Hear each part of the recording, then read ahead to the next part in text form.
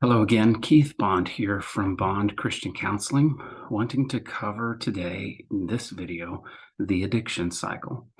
So before I step into that, I want to cover a couple big points that are really relevant. First off, most of this material comes from author Chip Dodd from The Voice of the Heart. He's also got a new book out, relatively new, called Hope in the Age of Addiction. And so Chip's viewpoint is that we are all created by a relational God for relationship as emotional and spiritual creatures. And that means within the DNA of us, our fulfillment will only happen through relationship because we are made to attach. And if we can't have successful relationships with each other and attach to each other, we will attach to something. And generally, will attach to our addiction, something outside of me that can make me okay on the inside. Now, another principal point is that we humans are the only creatures created that actually have the ability to reject the way that we're made. And so we, through our willpower and free will, can reject our feelings. We can reject our neediness. We can reject being dependent. We can reject being human. And so we end up leaving this path of being a human being where I'm just being myself, not thinking about my life, feeling and dealing. And then I get on that path of self-esteem, of human doing, where it's about my performance. And I'm only as good as my last performance. Like, my self-esteem rises and falls based upon your evaluation of me or my evaluation of myself. I end up comparing my insides to other people's outsides. So inevitably, Chip Dodd says this: there are two kinds of people in this world: those who are active in their addiction and those who are active in their recovery. Because we're all relief-seeking creatures. And if I can't tell my story with my feelings attached to the story, then I'm going to be active in my addiction. So we have to learn how to come back to the way that we're made, as the Bible says, of like, unless you become like this child who can bring his or her need of me and then not be ashamed of that need, then you're going to miss me because you don't know how much you need me. And that's a problem. So here is the addiction cycle. And it first starts by saying addiction is it traps a person in a repetition compulsion that is controlled by the core desire to handle life's daily events without having to deal with the unwanted emotions. All addictive processes follow a rather rigid pattern of attempts to escape unwanted emotional experiences. A person trapped in the cycle of addiction lives in preoccupation and obsession with control and develops predictable patterns to ease anxiety, and eventually seeks relief from tension with some form of acting out behaviors, using some mood-altering self-cure. But afterwards, the person eventually develops despair around their powerlessness over self-cure.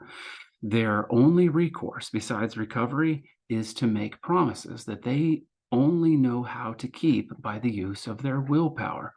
And willpower requires having control over events of life, which starts the cycle of addiction in the person all over again, because we are not in control. The eventual effect of avoidance leads to progressive denial, damaging consequences, and deep inner contempt. So here's where the cycle begins. We will all have some kind of event, internal or external, that triggers us. And then my preoccupation begins. So pre means before, and occupation means living. So before I can live, I need something outside of me to be okay on the inside. And then I start my rituals. And ritual is the last point before the behavior itself can become risky.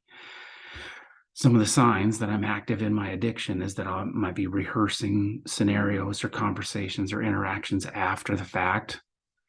And there's this principle called chunking as well. So if I were to ask you to tie your shoes, you would be like, do, they're done. When actually there's like 50 steps to tying your shoes. And all of those steps are chunked together. This addiction cycle and trauma is much like that, where in order to break the cycle and to start a new pattern, then we have to unchunk the memories. And we do that by digging deep into the feeling and then externalizing, like letting out the feeling, naming and feeling and dealing. So in the addiction cycle, eventually I'm going to act out. And that's doing the relief-seeking behavior, drugs, alcohol, pornography, cutting, etc. It could be anything. And then after the acting out is this moment of despair, the feeling of utter hopelessness that addicts have about their behavior and their powerlessness. Then the remorse sets in, remorse of the consequences, worldly sorrow about another failure.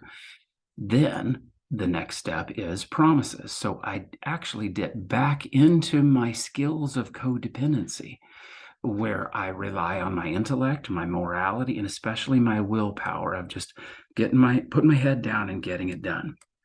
And what you need to know, we all need to know about this is, in fact, there's two basic steps, at least from Dodd's approach, is that we need recovery from a behavior, from the addiction behavior.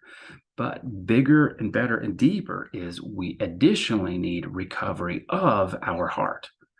And so it's recovery from a behavior and then recovery of my heart, because the reason the behavior started in the first place and continues is because I don't have the recovery of my heart, and I don't know what I feel, and I don't know what I need.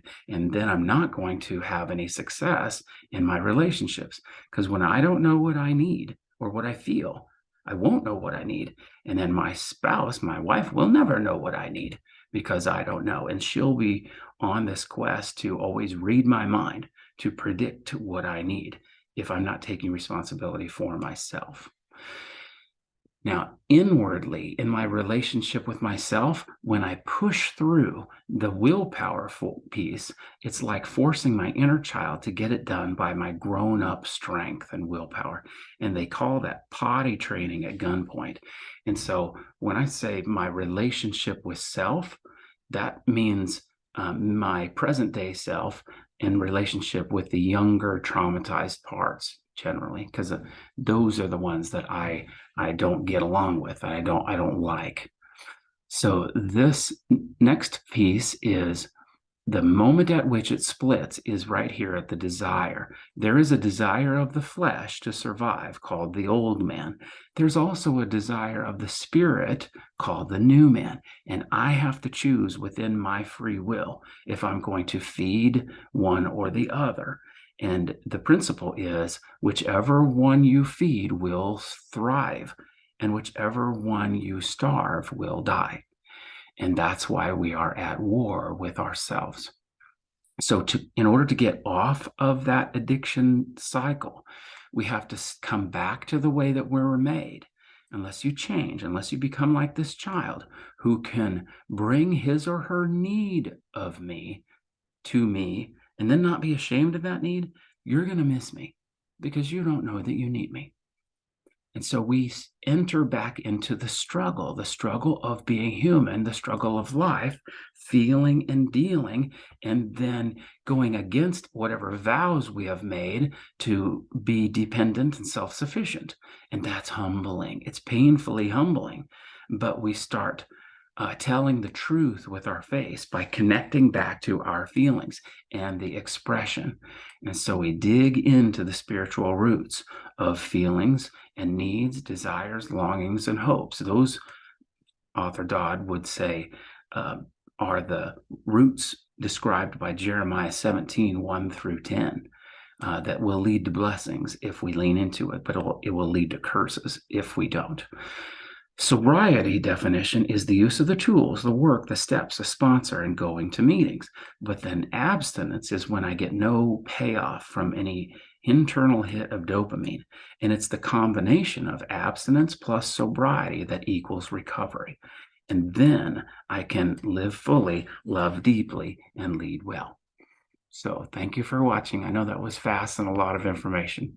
So you may watch it again. And by all means, I'm here to help. Whatever the Lord has given me is I'm giving you.